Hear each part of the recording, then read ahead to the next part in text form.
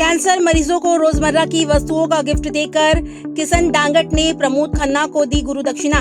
चैम्बूर के समाज सेवक किशन डांगट ने व्यवसायी और अपने गुरु तुल्य प्रमुख प्रमोद खन्ना को एक अनोखी गुरु दक्षिणा देकर गुरु पूर्णिमा मनाया। किशन डांगट ने राम टेकड़ी मैदान में मौजूद श्रद्धा फाउंडेशन में देश के विविध प्रांत से इलाज के लिए आकर रह रहे कैंसर मरीज और उनके रिश्तेदारों को टूथपेस्ट, साबुन, टॉवल जैसे 8 वस्तुओं का गिफ्ट देकर प्रमोद खन्ना को दी गुरु दक्षिणा। इस छोटे से किंतु बेहद जरूरी वस्तुओं का गिफ्ट पाकर इन लोगों ने किशन डांगट को धन्यवाद कहा और प्रमोद खन्ना के लंबी आयु की कामना की। श्रद्धा फाउंडेशन हे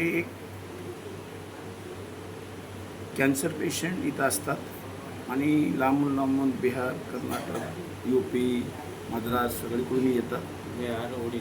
बिहार, ओडिसा, बंगाल सगळीकडून येतात आणि त्यांच्यासोबत एक माणूस असतो किंवा लेडीज असते।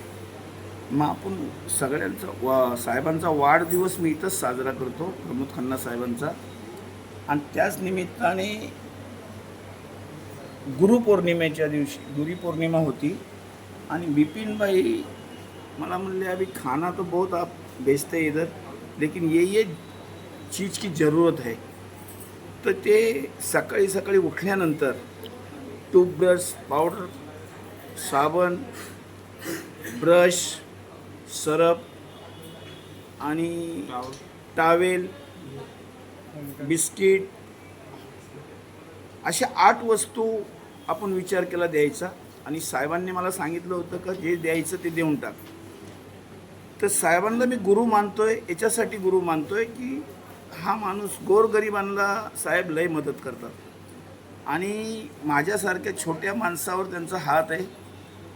आणि असे दुःखाचे कार्यक्रम काही असतील तरी साहेब म्हणतात जो होएगा करो मैं है मेरे तरफ से लेना। तर असे हे साहेब आहेत, यांच्यासाठी हे माझ्या मुलीच्या लग्नाला सुद्धा यांनी खूप मदत केली होती, मुलाच्या लग्नाला सुद्धा खूप मदत केली होती। हे गोरगरिबांना खूप मदत करीत असतात आणि अशा हॉस्पिटलमध्ये ते तर म्हणतात तुला काय लागेल ते देत जा।